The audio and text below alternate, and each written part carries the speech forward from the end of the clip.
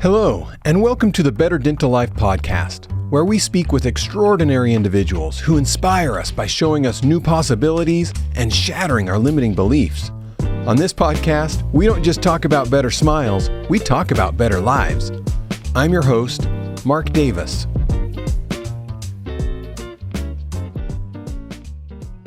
Well, welcome everybody to another episode of the Better Dental Life. I'm Mark Davis, your host. And I'm delighted to welcome Dr. Marc Van Tassell, who is practicing in the high desert region of Ely, Nevada, where he's called home since turn of the century, really.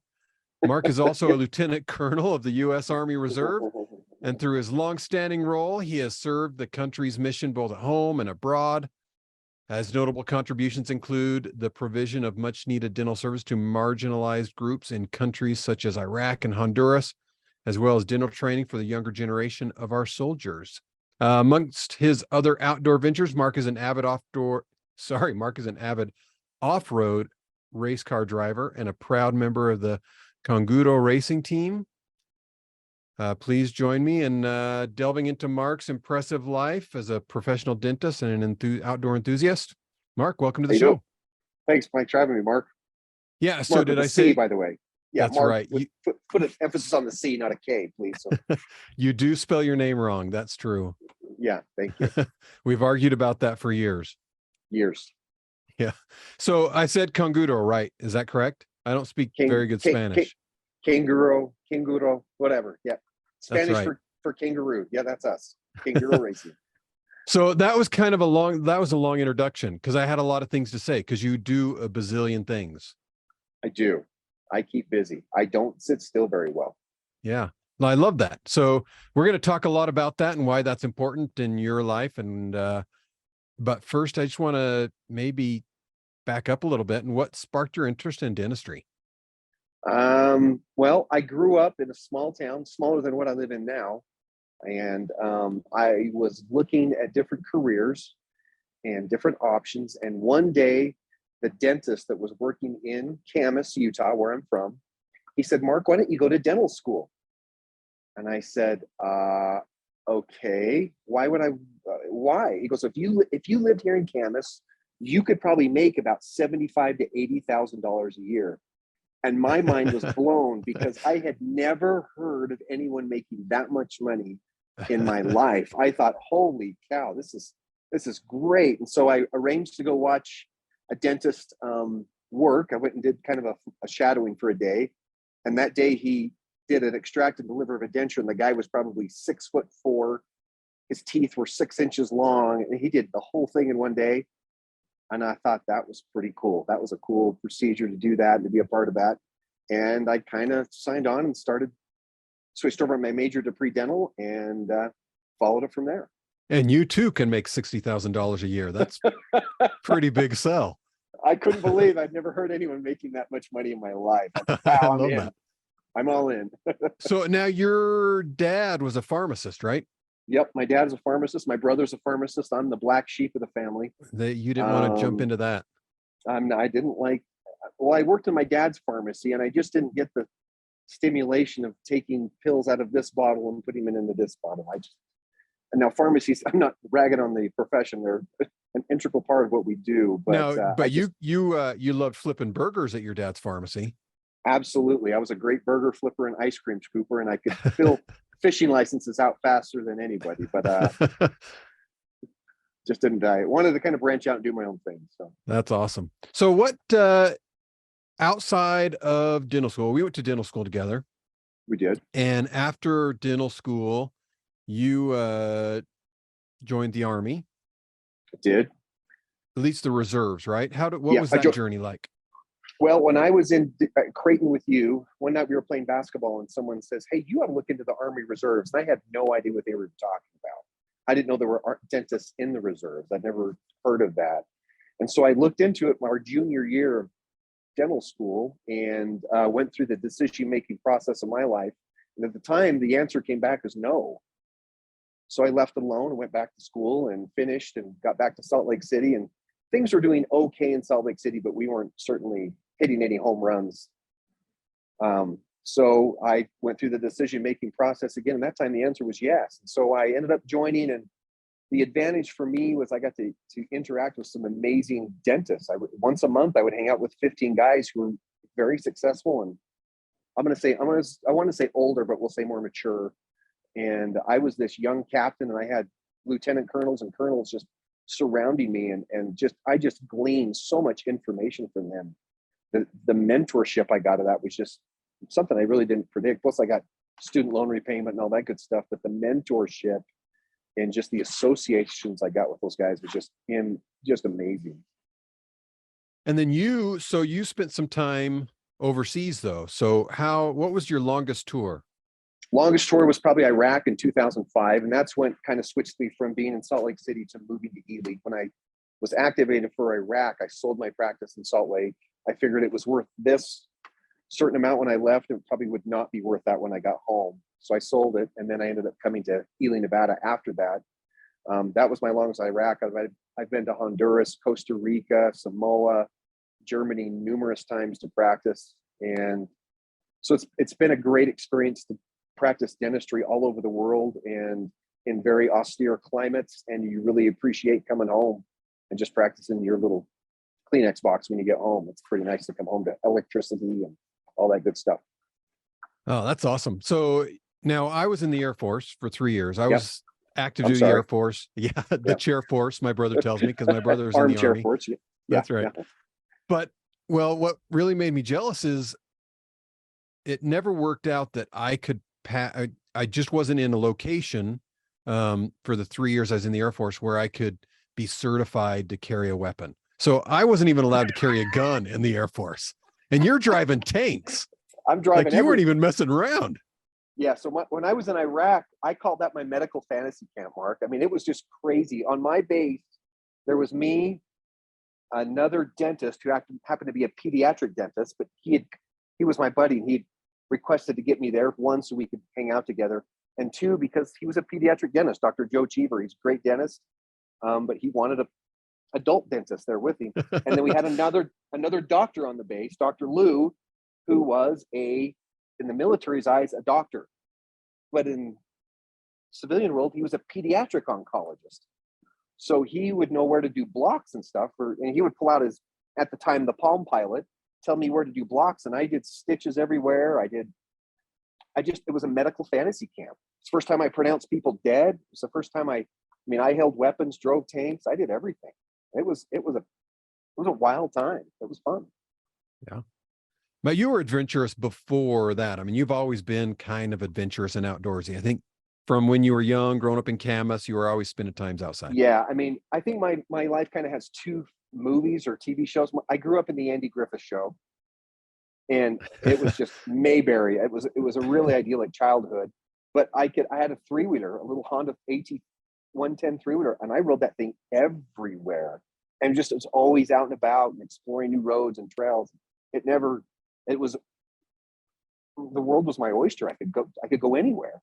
And then after I got into dental school with you guys, I felt like went from Andy Griffith to now I'm Forrest Gump, because I just have all these adventures and meet people and have had this great adventurous life afterwards. Well, but I think that adventurous spirit that you had being young, I mean, you put me in your same situation in Iraq. I'm not going to have the guts to try to find somebody that's going to let me drive a tank. See, that was how if you've ever seen MASH, how there's the barter system in MASH, that's 100% true in the military, and you know that. But if a firefighter came into the office, I'd say, hey, if we get these fillings done for you, can I go drive your fire truck? He'd be like, yeah. So I'd be out on the next day, I'd be out on the flight line driving the big fire truck with the hose and doing all that kind of stuff. And then we had a special forces guy show up one day who wanted some medical supplies. I'm like, okay, we'll get you some medical supplies, but I'm taking your four-wheeler for a ride. He said, okay, well, whatever. And it was just a barter system. I drove everything, and it was great. I love that you are excited about driving a fire truck on the runway. Oh, absolutely. Absolutely. That is exactly what you got excited about. 100%. Oh, that's great. And now tank, I understand. Fire truck, that's next level. Yeah. The Striker, how I got with the Strikers, a couple a couple medics showed up in the clinic one day and said, hey, we're going on these medical missions to go out to villages to win the hearts and minds of people. And mostly what we're seeing is people with dental problems. Can you teach us how to pull teeth? I said, yeah, it'll take us a year or so, but yeah, I'll teach you how to pull teeth. I said, how about I just go with you next time? They said, that'd be fantastic. Please come with us. So that was the first time I'd been outside of the base. That was my first trip outside. And I packed everything, my clinic, in my backpack, which was everything for an extraction that I could think of. And they put us in the belly of the Striker, which is a wheeled tank. And we drove out to this base. Well, of all the crazy stuff I do get motion sick. So they put me in the belly of this beast at, I don't know, 400 degrees. And I've got all my body armor on because I'm nervous. And we get out there and they drop the back of that thing and we're in the middle of this village. And my anxiety just went away immediately because I was with people who needed help. And my training kicked in and we took care of some people. I remember my first extraction was tooth number 30 and I had the cow horn on that thing and the crown popped off. I mean, it snapped off. And I've got no electricity. So I had a 301 kind of chipping that thing out. I got it out and the whole village was watching me because that was the dental channel was on that day and that was all they had. But going back, I told the guys, and I outranked everybody. I said, I'm not riding in the Striker again. I'm driving the Striker. And they said, yes, sir. That's all they said. And so I drove back to base because if I'm driving, I don't get sick. So I drove the Striker back in. It was great. I almost ran over one telephone pole, but we got back safe. So that'd be a fun ride. Yeah, it was you're not afraid of anything driving that around. So you love vehicles, and yes, if many people are listening to this only on the audio, but if you have a chance to grab the video, you can see that Mark is in his auto shop. So tell us a little bit about that. You have your own auto shop. I do. I bought an old county auto maintenance building here in the county, and we put a lift in it. So I've got my own lift. I've got some special cars that I store here. We kind of call it the Bat Cave. Right behind me, you can kind of see the tip. I've got a 1976 FJ40. I'm big into Land Cruisers. I race a Land Cruiser, and then the Chase truck, Chase 4 is right next to me here. But yeah, this is where we work on my private cars, and where me and my sons did a bunch of work here this weekend, just some car maintenance stuff. And we got a great stereo. We turn the stereo on and just have a good time. Well, I've driven through Ely a couple of times and stopped by to say hi, and that's where I've caught you. I think I'm going to see you at the dental office, but I catch you at the shop. Yeah. Tell me a little bit about Ely. What are the challenges of practicing there? What's it like? It's a small town kind of out in the middle of nowhere, like I practice. Yeah, we're kind of out in the middle of everywhere is what I like to tell people. The challenges and the rewards are as you know your patients. Their patients are your neighbors and friends. And if you want to go to the grocery store and not see any patients, that's not going to happen. If you want to go to the gym and not see patients, that's not going to happen. You're going to see your patients everywhere. We graduated in 2000. About 2003 months, I decided I'm not going to let people bug me. I'm not going to let it bug me when people call me after hours. I'm just going to deal with it and help them and go from there. And I decided that wasn't going to make me upset when people asked me questions at church. I decided it wasn't going to upset me when people asked me questions at the grocery store, because of that, the vast majority of those questions or concerns can be resolved right there, and they don't waste clinic time. I can just, hey, this crown feels kind of funny. Is that normal? Yeah. Okay. Well, it's not that funny. It'll be okay. And it just saved a whole appointment right there of them coming in and talking to me. Like this weekend, I was having lunch with my son. He's a lifeguard at the local pool. And this lady comes in, she goes, oh, I got to get a root canal. Are you in next week? I'm like, yeah, I'll be in next week. She goes, okay. Oh, this thing is getting swollen. It's killing me. I said, well, I can call a prescription in for you. She goes, oh, you don't mind? I said, no. And I called it and it was done. We've skipped ahead. We've eliminated a full appointment, wasting clinic time at that point. So I don't let that bother me. I've actually used it as an advantage or a marketing tool if needs be. I have a fair amount of people who will send me Facebook messages because they decided to maybe go to Mexico and get something done, and then now they're having problems, so they'll message me, or they have moved away to another city, but they call me when they go see their dentist. And I've just decided that's not going to bother me, and that's fine. It's a good experience, and it's rewarding. It may not be financially rewarding all the time, but that's rewarding to help people. I love that you just decide, and we can do that. I mean, we forget that the feelings we have, the emotions we have are really based on a thought that we generate in our minds. And so we can Yeah. decide what thought we want. If we decide that's going to be okay, then we're not going to get aggravated. We're not going to get frustrated. And I love that you just made that decision that, hey, this is going to be okay for me. You've had that thought. Yeah. And it doesn't matter where I go, people ask me dental questions. Happens all the time. And Now doesn't bother me. because it is a small town, you have lots of roles. So what other Uh-huh. roles do you have besides the dentist? Okay. So I'm also here in town. So I also own a couple other businesses here in town. I also volunteer. I'm on the county search and rescue team, which is mostly vehicular stuff, but that's my, bread and butter is Yeah. off-road stuff. So going recovering people and bodies and getting people off the mountain. I'm pretty good at that. I'm pretty well tooled with that. So I can go do that kind of stuff. I'm also a high school basketball official. I've started doing that the past few years just to kind of be around the game a little bit more, but I've enjoyed getting to know that and the mechanics of refereeing.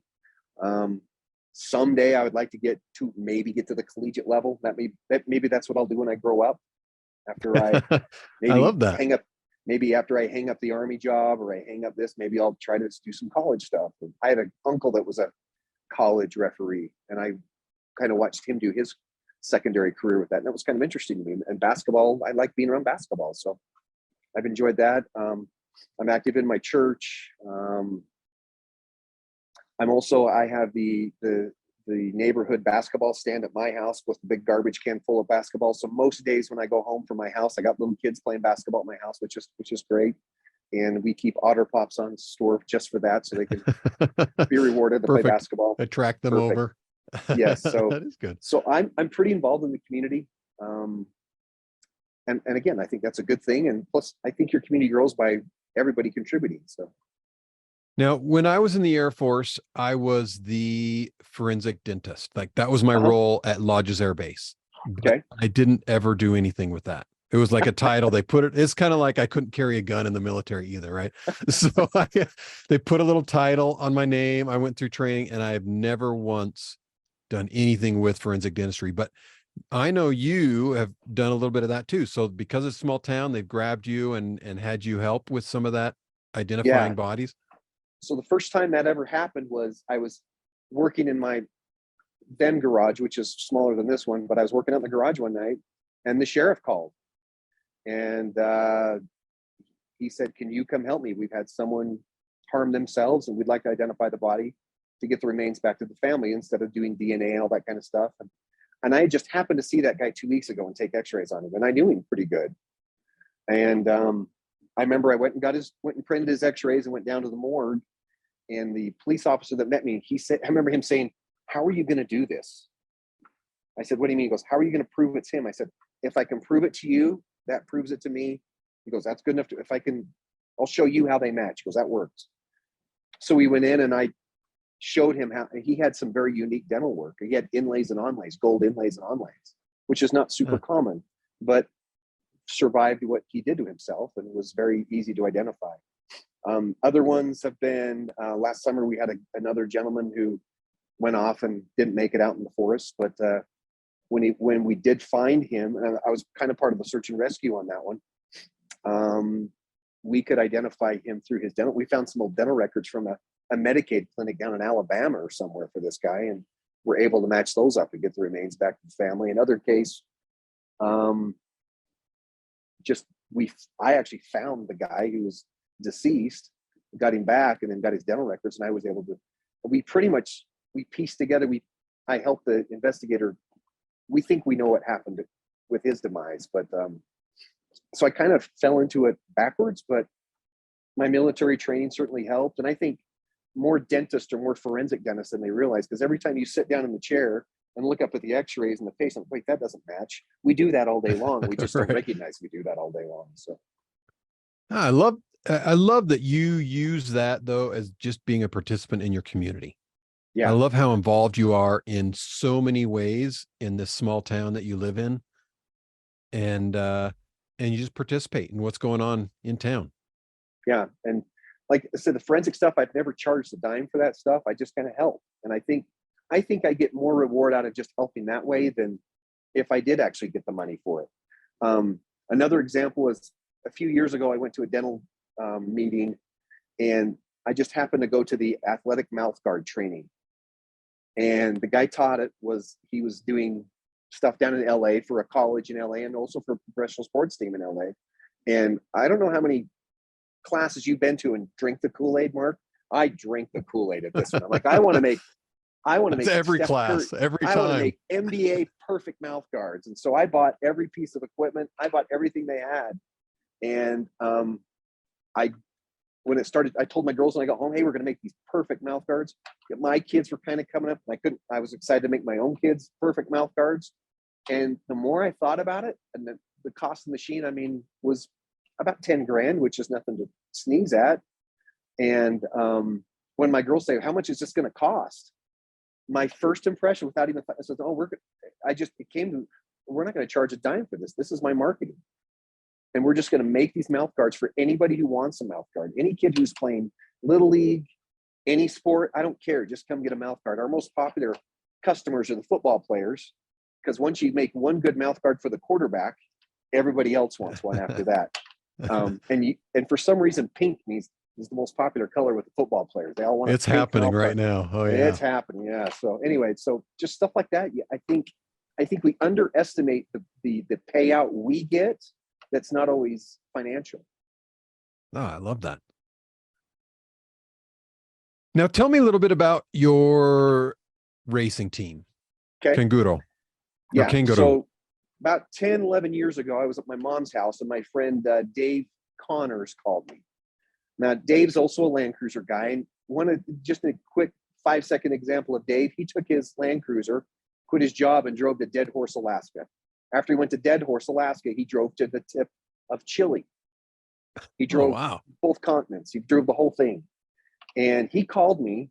And when my buddies call and have an idea, I've learned you say yes and work out the details after that. The adventure is going to be worth it. The juice is going to be worth the squeeze. Just say yes. All the other work stuff, the time off, that's going to take care of itself. But Dave called me and said, hey, we're thinking about trying to do Baja, the Baja 1000. So those that don't know, just describe a little bit Baja. I mean, we've all heard of Baja, but how many days does this race take? Like, what's the logistics?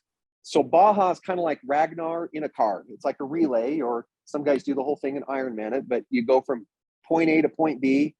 It's usually around 1,000 miles, and it can be from Ensenada down to La Paz. That's called the Peninsula Run. Or sometimes they'll just do a big loop. They'll go down the peninsula and come back up and end in Ensenada. So Dave says, we're going to do this race. We're just going to do the race. And he kind of went through, he had like Darren Webster was going to do it with us. Kurt Williams, who's another big Land Cruiser guy. Ryan Davis, who's a guru with electricity. Ryan Nakaya, he's with us now. And then Will Carroll, who works for Toyota. And so we had this team, and he says, we got guys to work on the car, but we need someone, me, to buy the car. And I'm like, oh, that's why you're their friends. Yeah. So they needed someone to buy a car. And I think we've been doing this for 10 years. But at this point, I'm the one that got the best deal out of the whole thing by just buying the car. But the hours we put into that thing is just crazy. So Dave said, we're just going to buy a car and do it once. I said, okay. So we ended up buying what's called a Class 5 Volkswagen Bug, which is a Volkswagen Bug with unlimited suspension. And her name was Matilda, our first car. And we raced Matilda in a few races here in the States, and we could not finish a race, Mark. We just couldn't get this car to the finish line. And I was one of the culprits who used to beat that car to a pulp and just until it was dead. And we tried, and we just could not get the car to work. And finally we said, hey, we're going to try the Baja 1000. We're going to try it. Now, these big races have an attrition rate of 60%, 70% sometimes of people who don't even finish. But this is what we want to do. Our goal was to finish. We went down there the first year, and we had our challenges, but we finished. We ended up taking third in our class for the first year we ran. Oh, wow. And with your bug? With Matilda, yeah. With Matilda. And by doing that, we started to meet some other people in the community. We met a team that had a Land Cruiser. Now, these people were, in my book, they had it figured out. It's like walking to Michael Jordan's house. This guy's got it figured out. These guys were big time racers, and they had a great car. It was a Land Cruiser. It was reliable. Fast forward a few years later, that team dropped their program, their race program, and they called us because we had helped them through a couple of races because we know Land Cruisers. We ended up buying the car, and that's currently Monica. Monica's our car now. And Nice. she has finished, I might get these statistics wrong, but like 7 of 8 Baja 1000s. We've podiumed 7 times. We've won it 3. We've won our division 3 times. We won it last year. Wow. Congratulations. We went from trying just to finish this thing that now if we don't win it, we're mad. And that's a big change for us. And we have, like I said, those guys I mentioned before are just amazing mechanics, amazing with electricity, and they know everything. They're great drivers, and somehow they keep letting me come along with my checkbook. And That's right. I usually start the races, and I'll race the first little sprint out of town and out into the desert.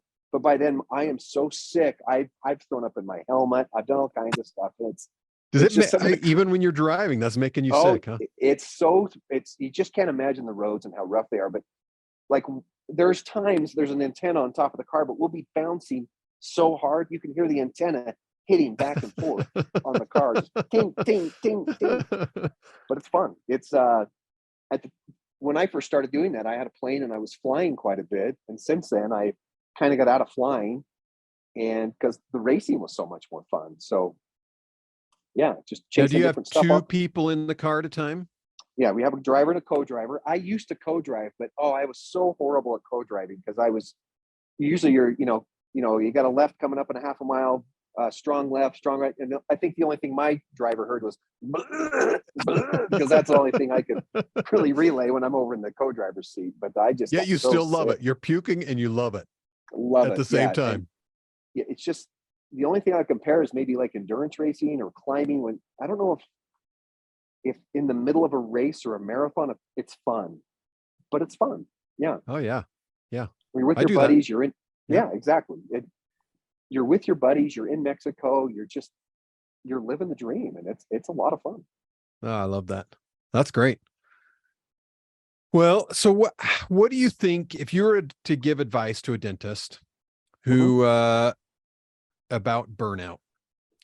Okay. And you and I have a lot of friends that may feel a little burned out. At least it sounds like they might be. Yeah. And so what advice would you give them? Well, my schedule is Monday, Tuesday, Wednesday, 8 to 5, and then Thursday, 8 to 1. So I'm basically to 3.5 days a week, but I've been on that schedule for about 10 years now. And before that, on Thursday afternoon, I found that I was doing B+ work at best. And I just figured I need to go see the chiropractor, and I had to kind of get my body back in shape. And he wanted to see me again next Thursday to try to get me feeling better. And I looked at the schedule next week and I said, okay, cancel next Thursday afternoon. And finally I realized, oh my gosh, taking that Thursday afternoon, it made such a big difference to me. Whereas if I'd worked 4 days a week physically, I think I would have been done maybe within a year or two, like physically. Just that half a day. Just that half a day. And I started my exercise routine much better. I mean, I'm at the gym every day about 4:30, 5 o'clock every morning for a workout. But just by shortening my week, I probably lengthened my career by 10 or 20 years, which is, in my opinion, great. I've even shared with you that the biggest reason I go to work on Monday is because I've got to pay for what I did over the weekend because I've done something crazy, and I need to rest from the weekend because, again, I've been out doing something maybe a little crazy. But yeah, Monday's like a nice relaxing time for me because I go back to my clinic. I love the dentistry as your rest day. Yeah, that's your totally. recover in the office, and then I'm going to go do something nuts. But my office is just a 4-chair place. It's nothing big. We don't schedule packed in as probably we could. We see most procedures are about an hour, which they're not usually, but they're about an hour. We do a Cerex about an hour and a half, 2 hours. But I don't roller skate around all that much. Today was one of those. I told you when I signed up to do this podcast, I had a very bad day today. But that's okay because tomorrow won't be that bad. But and I only got a half day Thursday. So But yeah, just by shortening my work week, not running myself ragged during the day. And I also take a lot of time off. But by doing that, I think I've extended my career by 10 or maybe 15, 20 years. So how does that work? How does that work financially? I mean, it kills me. But I've also, I've made some other investments. I also own a couple of businesses here in town. The Army Reserve certainly pay me, so that's kind of nice. So yeah, I mean, I was making a lot more money when I was working 4 strong days a week. And it was kind of fun to have that money, but it was just burning me out. It was just killing me. So I backed up, and I don't make as much money. And I know if you went over my numbers, you'd probably think, okay, I'm successful. I'm still making more than that $60,000 I was promised on this journey. And I mean, people need to understand you do quite well. So you're making less money is not a bad position. You're doing all right. It's relative. I certainly, I probably, you're well above the average dentist in your cutting back days. Yes, on my cutting back days. But again, I also have other businesses that I run too. But so people say you don't work on Fridays. No, I work. I just don't see patients. And I say that to even because I'll be around town on my day off and maybe going to the dump with a load of stuff or going to the other business to take care of a broken thing, or to maybe go, like last week we were putting new concrete bumpers into one of my parking lots. I like that. That's a nice break for me. And people say, aren't you working today? It's like, no, I'm working. I'm just not seeing patients. But I think that breakup helps me a ton. I certainly still work 4 or 5 days a week, but I don't see patients 4 or 5 days a week. Yeah. And we sometimes, I think we get really caught up in our fingers in a patient's mouth as work. And even if we are working on our practice and maybe have associates or other businesses like you do, I mean, there's so many other ways to work in our life that is fulfilling and can be exciting. We have to find what it is. It may not be, having an associates and working on your practice for you. It might be working on cars. Yeah, working on, I mean, whatever else it is. I just took a fun spring break with my kids. Okay. Well, how I justified that and paid for that was what I earned as being a referee this year. And that's awesome. I can't do as many games because my boys play in some of the games, so I can't ref those games. But I earned enough to take a really fun vacation, and now I didn't take a thing out of my practice. And it's doing something you do for free. I mean, it's something you love. So it's not like you're reffing to make some money. That's not the the goal. I think if I reffed a high school basketball game or took 2 X-rays, I think I'd make more money taking the 2 X-rays. Right. It's a draw. But it's about a half and half thing. But I enjoy it. So that's you gotta do stuff you enjoy. And if it makes a little bit of money, that's okay. Put a little jingle in your pocket, but not having your fingers in their people's mouths all the time is a valuable thing. Yeah. This podcast is work, but I love it. Yeah. I don't make any money. Paid. I'm sending you a bill. Right. Well, I love that. I love your enthusiasm for life. And I can see that enthusiasm spills over into dentistry. You found that balance between how much you're working and how much you're playing, and you do both of them all out, quite frankly. So I love that enthusiasm. And I love that you've just decided. You understand that you can just decide in your head what you want to feel about your life and your life situation, whatever it is. Whether you're puking in a helmet, you can decide this is a lot of fun and I'm digging this. And it's okay because I'm in Baja. And absolutely. Right. Or whether you're talking to a patient in the grocery store, like you just decide how you want to feel. And somebody else in that car feeling sick in Baja would be miserable because they have different thoughts. They have a different belief about what that means. So I love that. I love you can decide that. Yep. Yeah. So tell me a little bit about, you said for the first number of races with Matilda, you couldn't finish. You guys were failing. And what was that like? Failing and failing and failing again? It sucked because we thought we were. I mean, the first race I ever did in Matilda was in Jackpot, Nevada, which you've never even heard of Jackpot, Nevada, probably unless you No. have lived in Idaho and come down to. That's like Idaho's Wendover is Jackpot. Well, I got in the car and it's a 3-lap race, and I got in the first lap, and I drove that thing like I stole it. I drove it hard through everything. I thought it was indestructible. And we came in, and we were sitting very good overall in the race, driving a Volkswagen. And I thought, man, we are number one. We are amazing. And the next team got in the car and drove about a mile, and the whole back section of the car just fell right off the car. And I had driven that thing so hard and just beat it to death. But we had to learn we had the saying that any idiot can get in and pin it. But like I said, I usually start the race, and there was a line from the movie Titanic that say, "Hey, I built you a good ship," or something before it's going down. Well, Right. I always say to myself, I've got to get them a good ship, meaning I got to keep that car together to give to the next team. And I take that very serious. I don't want to hit anything. I don't want to roll it. I don't want to break stuff. But when we first started failing, we failed, and we are pretty successful guys. Those guys I named all had successful businesses. They're all successful in life. And I think that culmination of success is getting up from failure and doing it repeatedly. You may get knocked down twice, we'll get up the third time. And we kept trying. And a race, you're kind of surrounded by a lot of those type A personalities of guys who succeeded in life. But they go to those, you rarely finish with the same car you started with. There's something different on the car. There's a new part. There's something broken that you've had to fix. And that preparation, all that leads into it. But you have to get back up, and you have to be ready to MacGyver that car back together when it does break, and get it back on the road, and maybe drive it without power steering, or drive it without communications, or something's going to break, and you've got to just figure out how to do it without. I think it's fantastic that not only are you getting back up and trying races, you weren't trying simpler races. You're like, maybe we'll just do Baja. This hasn't worked out for us over and over and over again. We'll go for the big one.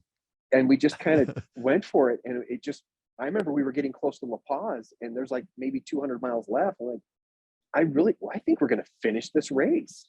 And it was like, it was just amazing. It was addicting how it felt, how much work and time, and we succeeded finally. So we were kind of hooked. So, what would retirement look like for you? We're kind of at that age where we're talking about retirement a little bit. I'm actually teaching a program on preparing for retirement and practice transitions. And so it's been on my mind a lot, the different ways people can transition into retirement. What does that look like for you? What are your thoughts about that? That's a good question. It's like figuring out what I'm going to do when I grow up. I haven't really got there yet. I don't even know what I'm going to do when I get a real job yet, but I've never really thought about hanging up dentistry. I mean, I've entered the 50s, and certainly started to have to kind of think about that, but I think I've got maybe 15, maybe even 20 more years left in me. And at least, a side note, I'm convinced, and this is just me talking and looking at, some of the things I've read, some of the science I think is out there with stem cells and regeneration. I'm convinced I'm going to live a lot longer than I thought 10 years ago. Yeah, I'm ready to be well over 100. But with science and my level of income, I sound like Ricky Bobby now from Talladega Nights. That's right. That's my plan. So I'm feeling like I haven't even reached the halfway mark. So I'm ready to go for a long time. Yeah, and my shop mate and I were talking about this last week. He's like, "Well, when are you gonna?" So I said, "Well, there's too many good cars out there that I still want to own and still want to play with and that kind of stuff." And so I still want to do that. I still want to experience that. And I still need an income for that. And really, I like doing dentistry still. I call myself a blue collar dentist. I do have a CEREC machine. We do some fancier stuff there, but I do a lot of just simple fillings all day long. Today I did some dentures, and pretty straightforward wet finger blue collar dentist. That's awesome. That's 90% of us are that way. I'm the same way. Yeah. I don't mind it at all. It's not a bad day. So I think, and I've been thinking about retirement so much, one of the thoughts that I've had over and over is the idea of retirement. If you look at the definition, it's like stop working. And Yeah. that I don't like that idea. And so No. I think really what you want to think about with retirement is if you're wanting to do something different in any way, think about more of a transition to a different lifestyle. So I'm going to transition to maybe another lifestyle where it might involve dentistry, and maybe that is 3.5 days a week. Maybe that's my first transition, is I cut a half day off. And then maybe I have another transition that's, cut a few more days off and I take a week and go on vacation every month or whatever it is 100%. that still involves dentistry. And maybe it is transitioning completely outside of, putting a finger in somebody's mouth, but still having something you're passionate about, still having something that you're going to grow with and contribute to society with. The idea of, I think if we want to retire because we're trying to run away from the pain that we're having in dentistry because we're burned out, and if we're running from pain to retire instead of running towards a different lifestyle we want to transition into, we're going to make some poor decisions.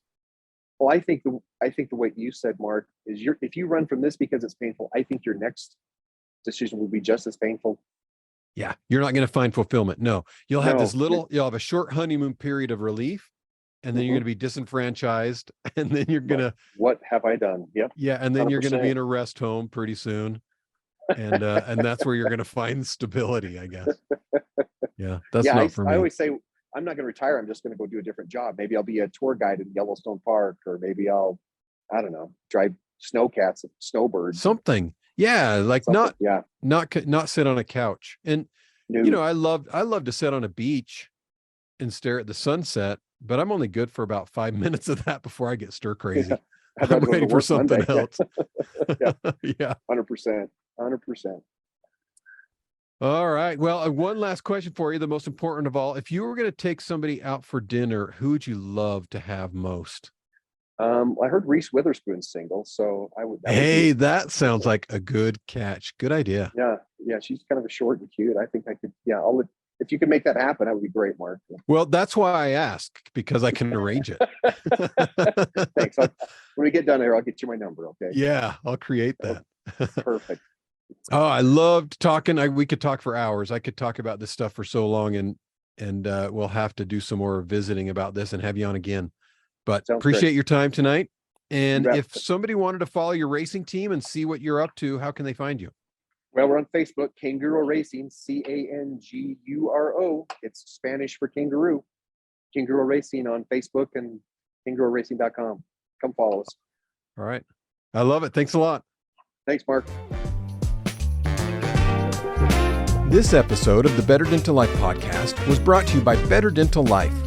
When you are ready to transform your life, transform your practice, and expand your income, become a member of Better Dental Life.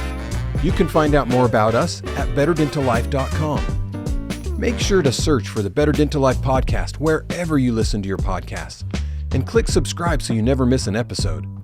On behalf of the team here at Better Dental Life, thank you for listening.